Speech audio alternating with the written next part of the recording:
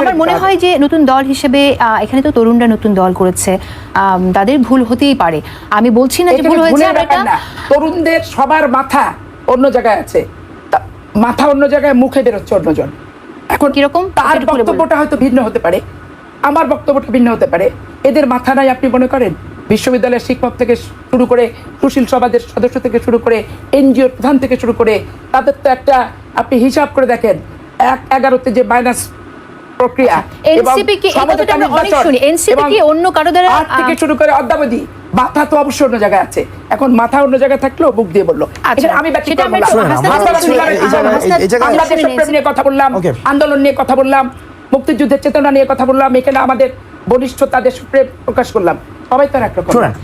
হাসনাত আজকে যেটা বলেছে আপনাকে, এটা খুবই গুরুত্বপূর্ণ একটা মেসেজ বলে আমি মনে করি। হাসনাত বলেছে আসুন একসাথে কাজ করি। না, এখানে একটা বিষয় আমি যে দেখেন, আমরা এটা যদি এভাবে একটা ন্যারেটিভ দ্বারা করানো হয় যে মাথা এক জায়গায়, মুখ আরেক জায়গায়, মাথা তো অবশ্যই অন্য জায়গায় আছে। না, আচ্ছা, আন্দোলনে কি ছিল ডক্টর ইউনূস? না, সাফারার তো অনেকেই সাফার। আমি শেষ করি। ডক্টর ইউনূস আসলো কি? আচ্ছা, একটু শুনে নেই। হ্যাঁ, আমাদের মাথা যে জায়গায়, মুখ সেই জায়গায়। মাথা থেকে এখানে সেলফ ড্রিভেন একটা পার্টি, সেলফ ড্রিভেন, এবং এটা যদি কোনো ধরনের ওই যে মাথা পিছনে ব্যাকডোর অ্যাক্টিভিটি থাকে, হ্যাঁ, বুদ্ধি পরামর্শ না। এখানে একটা জিনিস দেখেন আপনারা, আমরা কননোটেটিভ মিনিংটাকে নিতে হবে। মাথা এক জায়গায়, মুখ আরেক জায়গায়, এটা দিয়ে বুঝাইতেছে যে আমরা হচ্ছে এখানে কোনো ভেস্টেড কোনো গ্রুপ রয়েছে, ফ্রিঞ্জ এলিমেন্টস রয়েছে, তাদের দ্বারা আমরা পরিচালিত। আমরা এটা আপনাকে নিশ্চিত করতে চাই। এবং বাংলাদেশে তো আমরা হচ্ছে যদি আমরাও থাকবো, ওনারাও থাকবে, আমরা তো সবাই একসাথে বাংলাদেশে থাকবো। হিস্ট্রি সেটাকে হচ্ছে ডিফাইন করবে যে আসলে মাথা এবং মুখ আলাদা কিনা।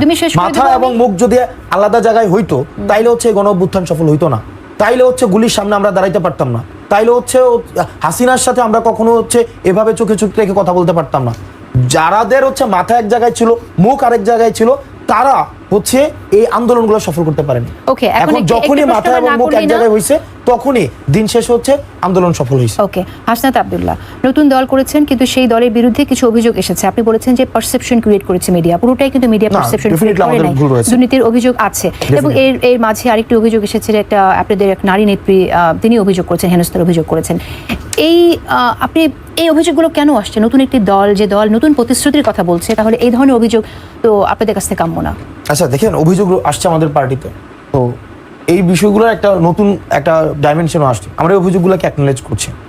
আমরা আমাদের পার্টির উপরে যে অভিযোগটা ছিল, সেখানে এখন কি ফাইনালি কোনো আউটকাম আছে? আমরা জানি যে আপনারা একটা কারণ দর্শাও নোটিশ, শোকজ নোটিশ দিয়েছে। হ্যাঁ, শোকজ নোটিশ দিয়েছে।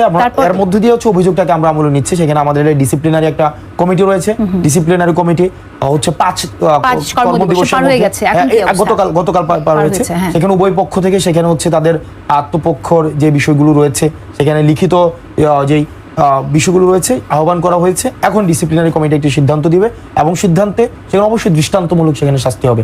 এবং ইতিমধ্যে অর্থনৈতিক যে ধরনের অভিযোগগুলো এসছে, সেগুলোরই কিন্তু আমরা হচ্ছে আপনি দেখবেন যে দুদকে তদন্ত হচ্ছে সেই বিষয়গুলো নিয়ে। আমরা সেখানে ওপেন। আপনার যদি মনে হয় কোনো জায়গায় শর্টকামিংস রয়েছে, কোনো জায়গায় আইনের ব্যত্যয় ঘটছে, কোনো জায়গায় সেখানে হচ্ছে প্রচলিত ওই সনাতন কোনো পদ্ধতি ধরনের অ্যাকোমোডেশন রয়েছে, আমরা সবসময় ওপেন যে বিদ্যমান আইন অনুযায়ী যে কোনো ব্যবস্থা নিতে পারে। এই যে অ্যাকনোলেজমেন্টের যে কালচারটা রয়েছে, যে আমরা ভুলের ঊর্ধ্বে নয়, এই যে আগের একটা ধারণা ছিল, আমরা সেটা থেকে চলে আমরা এটা খুব ইম্পর্টেন্ট। পাশাপাশি আমরা দেখতে চাই যে আপনারা খুব ইম্পর্টেন্ট এটা, এবং যে প্রতিশ্রুতি রাখছেন সেটার বাস্তবায়নটাও আমরা দেখতে চাই। আমাদের রাজনৈতিক দলের যে এখানে খুব স্বাভাবিকভাবে বিভিন্ন মতের পথের মানুষ আসবে, এবং একটা অ্যাকালচারেশন প্রক্রিয়ার মধ্য দিয়ে হচ্ছে দিন শেষে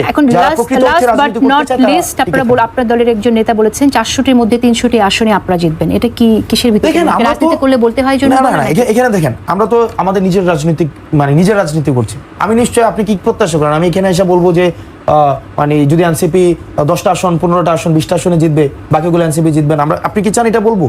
আমি খেলতে না, এটা একটা আমরা ইটস আ পলিটিক্স বলতে হয়। হ্যাঁ, পলিটিক্সে 2-2-4 না, পলিটিক্সে 2-2-22, মাঝে মাঝে 2-2-3 হয় পলিটিক্সে। তো সেখানে আমরা ভিশনটাকে যদি আমি সেট না করতে পারি, আমি পলিটিক্সে আসছি, আমার ভিশন সেট করতে হবে। আমি অবশ্যই রাষ্ট্র ক্ষমতায় যাব, আমি তো পলিটিক্সে আসছি রাষ্ট্র ক্ষমতায় যাওয়ার জন্য। সেখানে আমি আমার মতো করে বাংলাদেশের মানুষের ম্যান্ডেট নিয়ে পলিসিকে নির্ধারণ করার জন্য, সেটাই হচ্ছে আমাদের প্রত্যেকটা পলিটিক্যাল পার্টির মূল লক্ষ্য।